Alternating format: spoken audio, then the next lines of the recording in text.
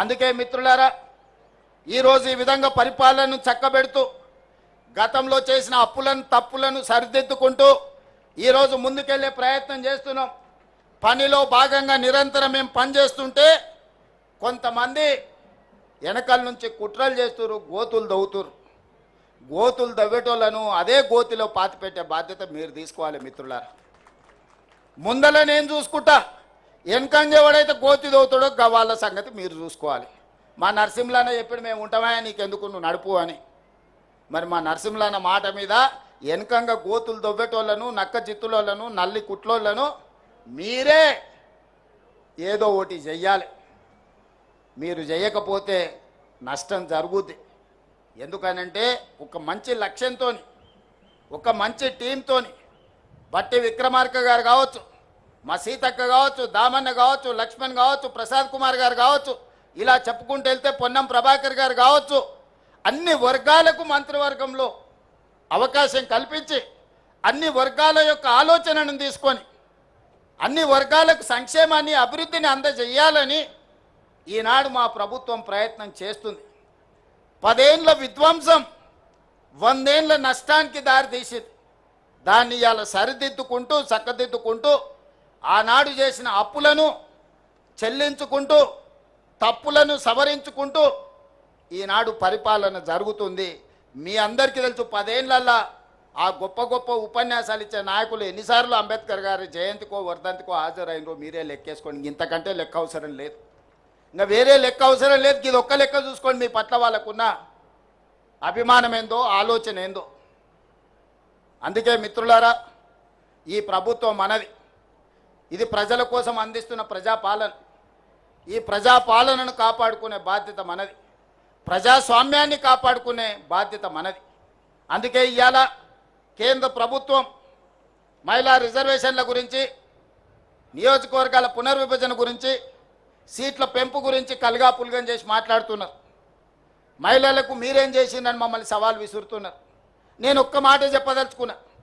ప్రపంచంలో చాలా దేశాలలో మహిళలకు ఓటు హక్కు లేనప్పుడు పురుషులతో పాటు సమానంగా డాక్టర్ బాబాసాహెబ్ అంబేద్కర్ గారు మహిళలకు ఓటు హక్కు ఇచ్చి ఈ ప్రభుత్వాన్ని ఎన్నుకునే అధికారాన్ని ఆడబిడ్డల చేతుల్లో పెట్టాడు.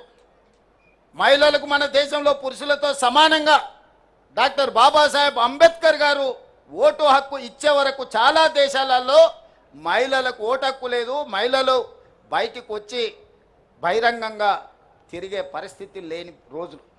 ఆ రోజుల్లోనే డాక్టర్ బాబాసాహెబ్ అంబేద్కర్ గారు మహిళలకు ఓటు హక్కు ఇచ్చి సమానమైన అవకాశాలను పురుషులతో పాటు సమానమైన విలువ ఆధారిత ఓటు హక్కునిచ్చిండు. ఆ తర్వాత పంచాయతీరాజ్ కావచ్చు, మున్సిపల్లో కావచ్చు, మహిళలకు రిజర్వేషన్లు రాజీవ్ గాంధీ గారు అందించారు.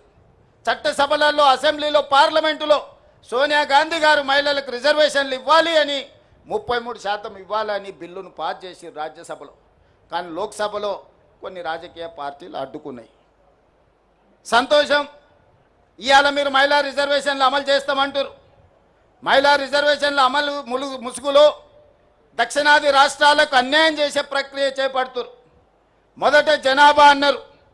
జనాభా లెక్కలేస్తే దక్షిణ భారతదేశంలో కుటుంబ నియంత్రణను పాటించడం వల్ల, అభివృద్ధి పదం వైపు రాష్ట్రాలు నడిపించడం వల్ల జనాభా తగ్గిపోయి సీట్లన్నీ కోల్పోయే పరిస్థితి వచ్చింది. దానికి అభ్యంతరం బలంగా వ్యక్తం చేస్తే ప్రోరేటా ప్రకారం, అంటే దామాషా ప్రకారం 543 సీట్లు ఈరోజు దేశంలో ఉంటే 50% సీట్లు 272 సీట్లు పెంచుతాం. అందులో ఏ రాష్ట్రంలో ఎంత ఉందో ఆ రాష్ట్రంలో అందులో సగం పెంచుతామని. ఉదాహరణ, కేరళలో 20 సీట్లు ఉన్నాయి, వాటిని 30 చేస్తామని 50% పెంచి. ఉత్తరప్రదేశ్లో 80 సీట్లు ఉన్నాయి, వాళ్ళకు 120 చేస్తామని. ఇవాళ కేరళకు 20, ఉత్తరప్రదేశ్కి 80. ఈ రెండింటి మధ్యలో తారతమ్యం 60 సీట్లు మాత్రమే. రేపు కేరళ 30 అయ్యి ఉత్తరప్రదేశ్ 120 అయితే ఈ అంతరం 60 నుంచి 90కి పెరుగుద్ది. రాజకీయాలలో ఒక్కొక్క ఓటుకు ఎంత విలువ ఉందో వాజ్పేయి సర్కారు కూలినప్పుడు తెలిసింది కదా కేంద్ర ప్రభుత్వంలో. ఒక్క రాష్ట్రంలోనే ఉత్తర భారతంలో 30 సీట్లు పెరిగితే మరి అక్కడున్న దళితులకు గిరిజనులకు రిజర్వేషన్లు పెరగవచ్చు, నేను కాదంటలేను. సీట్లు దక్కడం వల్ల దక్షిణాది రాష్ట్రాలలో ఉన్న దళితులకు గిరిజనులకు మహిళలకు నష్టం జరుగుతలేదా?